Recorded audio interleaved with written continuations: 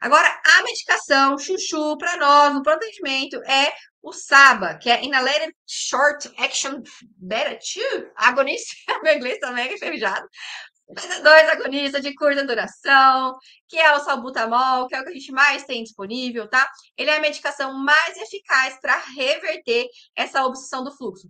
O que eu recebi de gente falando que tá sem salbutamol na cidade, que tá com dificuldade de comprar, que no serviço que eles trabalham não tem disponível, que eles estavam fazendo nebulização nesses pacientes só com brometo de patrópio.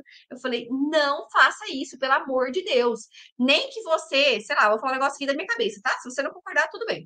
Mas nem que você compre e tenha com você, entendeu? Porque não tem como você manejar um paciente com asma, com exacerbação de asma, sem o beta-2 de curta duração. Não tem como mesmo, assim, tá? Ele vai fazer o quê? Ele relaxa a musculatura lisa, que é um dos principais mecanismos de alterações desse paciente, vai ajudar na depuração mucociliar, vai reduzir essa hiperpermeabilidade, então vai reduzir a quantidade de líquido que vai saindo para dentro do brônquio, faz vasodilatação pulmonar, então chega mais sangue ali para ver as trocas, tá? Então, o ideal é o salbutamol. A Maria Regina tá falando, muita dificuldade de encontrar o salbutamol. Então, assim, o fenoterol, que eu sei, o Berotec, ele saiu de linha, tá? Mas parece que tem alguns genéricos ainda disponíveis. Então, se você não tem o salbutamol, você pode usar o fenoterol também. São opções de beta-2 de curta que podem te ajudar, tá bom? Beleza?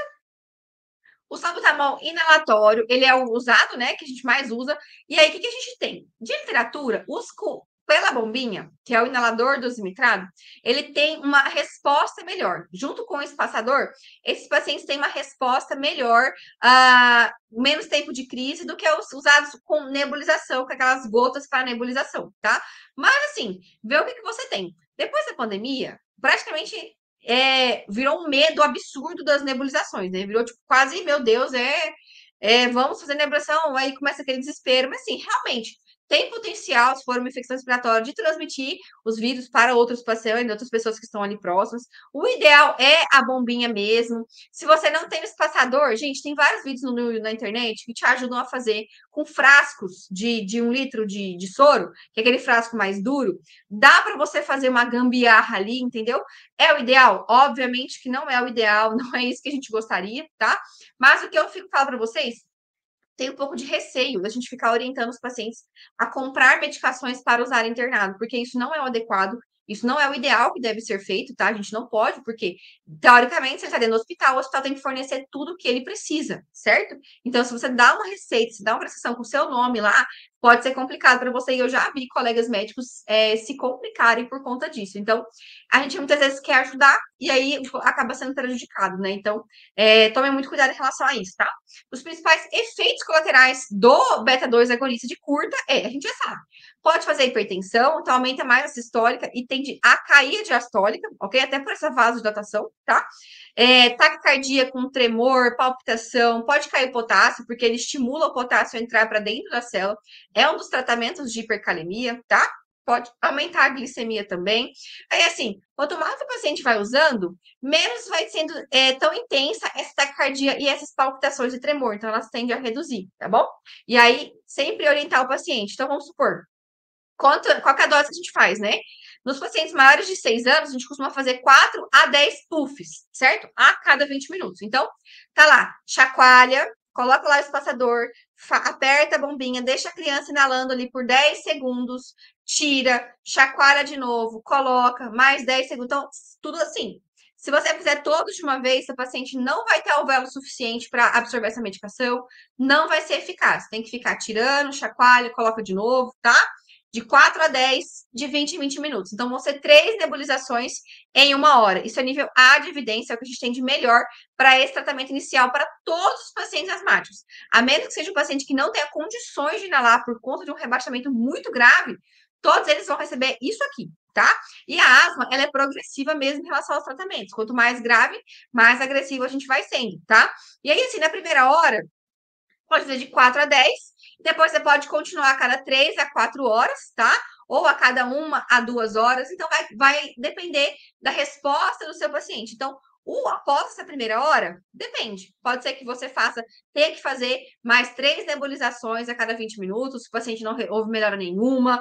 Pode ser que você possa espaçar e fazer a cada 2, a cada 3 horas. Então, assim, não tem regra, não tem receita de bolo, depende muito de como o paciente vai fazer e vai responder ao tratamento, tá bom? Beleza?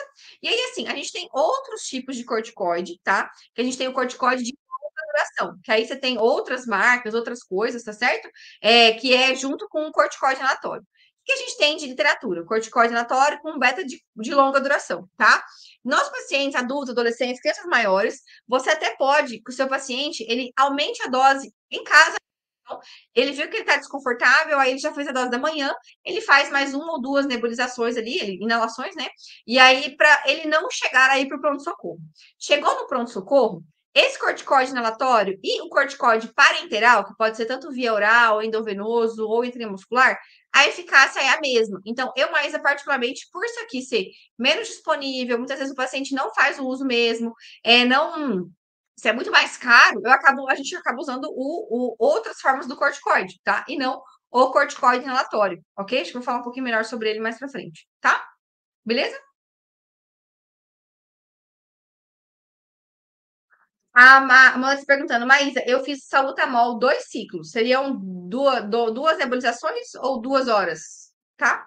Porque assim, quando a gente fala um ciclo, tá? Um ciclo de beta-2, por exemplo, são 3 nebulizações em 1 hora, tá?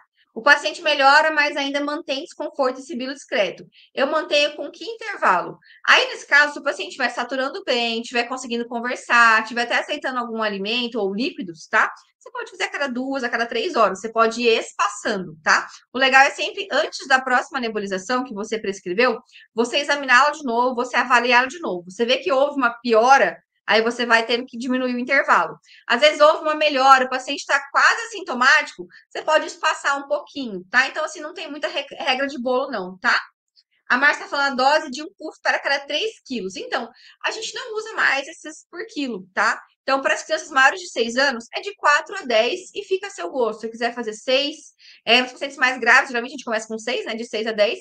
Então, fica muito ao seu critério, tá, Márcia? Não tem isso não, tá bom? Então, se boa resposta com o salbutamol nos quadros leves a moderados, alta para casa com salbutamol de horário, que pode ser no primeiro dia de 4 em 4, no segundo depois de 6 em 6, e aí vai espaçando, e o corticoide via oral por mais 3 a 5 dias, tá? Nos pacientes graves, a gente interna na enfermaria, lembra que ele tem que ficar pelo menos 12 horas de observação, e aí você pode achar o corticoide sistêmico, que pode ser tanto via oral, dependendo das condições do paciente, ou endovenoso, certo? E o beta-2 também. E a gente tem revisões sistemáticas, tá? Em relação ao beta-2 de curta. Ele intermitente, ou seja, por exemplo, um ciclo, 3 vezes de 20 em 20 minutos, ou fazer ele contínuo, tá? Ele contínuo, para você conseguir fazer de verdade, são dispositivos que são próprios para isso, são super pouco disponíveis, além da literatura ser conflitante nos resultados. Então, eu nem trouxe aqui para vocês, porque eu acho que não vale a pena mesmo, tá? Certo? Ficou repetitivo aqui, tá? E aí, o que, que a gente tem? Que o uso rotineiro de beta-2 intravenoso em pacientes com asma, eles não devem ser recomendados de rotina, tá? Então, quem perguntou aí em cima sobre os beta-2 de curta duração parenterais, eles não devem ser feitos de rotina mesmo, não devem ser feitos, tá?